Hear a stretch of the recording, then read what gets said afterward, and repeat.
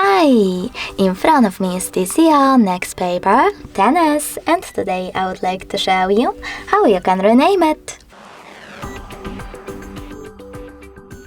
First of all, go into Settings and tap on Bluetooth. Now you need to click on this switcher if it's not already on and tap on Device Name section. Following that, just type in wherever you wish to. I will go with Winchester.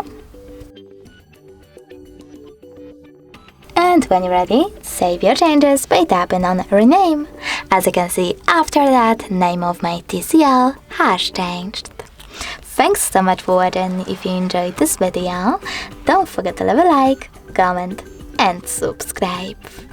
Bye!